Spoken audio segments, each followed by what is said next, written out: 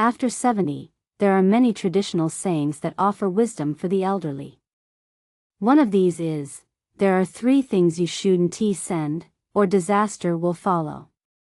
This phrase is not superstition but practical advice, reflecting the experience and insight gained from life. Let us explore these 3 things you shouldn't send, and understand how they apply to modern life, ensuring we avoid a difficult and lonely old age. 1. Spouses should not attend each other's funerals. Grieve properly and move on. After 70, we can no longer avoid the realities of life and death. No matter how deeply a couple loves each other, one will inevitably pass away before the other. The remaining spouse must face the pain of loss.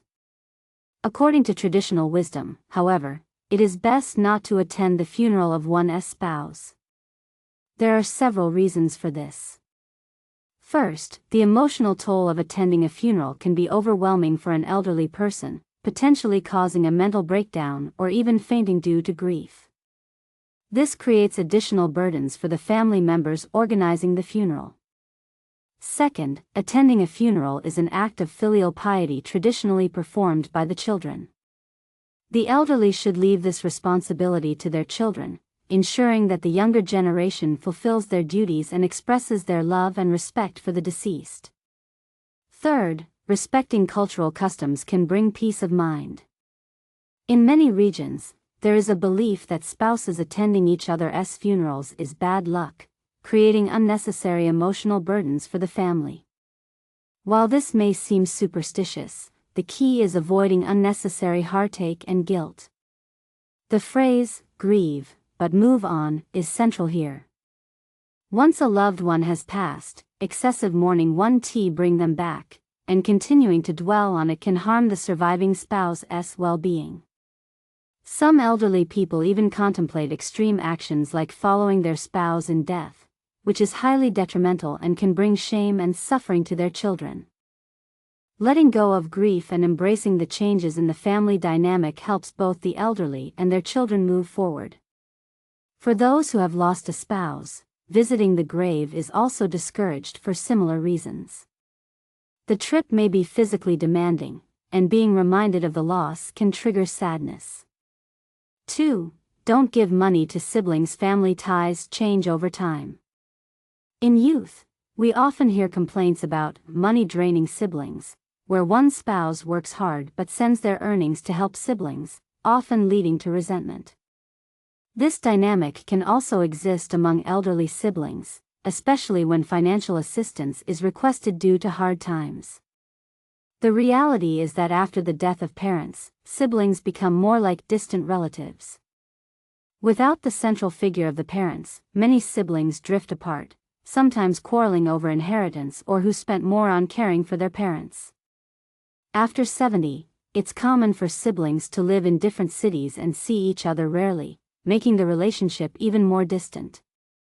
However, some siblings may still try to borrow or ask for money, relying on family ties to make their case.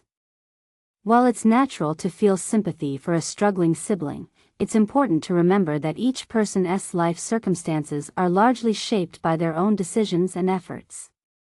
Once money is given, it's unlikely to be returned, and the next generation nieces and nephews rarely feel any obligation to repay the debt. If a sibling passes away, there's no one left to settle the account. Small financial exchanges, like giving a few $100 for gifts or celebrations, are normal, but giving large sums to support a sibling's lifestyle is risky and unwise. At this stage in life, it's essential to prioritize your own well-being. Sending money to siblings often leads to unnecessary complications and disappointment. 3. Don't give away your house. Preserve your foundation for retirement. Many elderly people have strong opinions about how to distribute their property, often deciding to transfer their house to a specific child or grandchild while they are still alive. The assumption is that this person will provide care in return for the house. However, this can lead to significant problems. Once the house is transferred, the elderly may find it difficult to rely on the recipient for care. Other family members, feeling slighted by not receiving the house, may refuse to help at all. In some unfortunate cases, the new homeowner may even evict the elderly person from the house, prioritizing their own needs, such as using the house as a wedding home. The old saying goes, a golden nest or silver nest is not as good as your own little nest. After 70, it's better to keep the house in your name, regardless of its size. If relations with your children become strained, at least you have your own space to retreat to. If financial hardship arises, selling the house can also provide funds to ensure a more dignified old age. Your house is like a final card, something you may never need to use, but something you shouldn't give up. As for who inherits it after your passing, you can leave instructions for your children or let them decide later. 4. Final thoughts. Plan for the long term. After 70, no one can predict how many years remain. What we can control is ensuring our well-being by maintaining a sensible approach to money, housing, and self-care. Don't place too much importance on emotional ties or risk being let down by family members who may not reciprocate your kindness.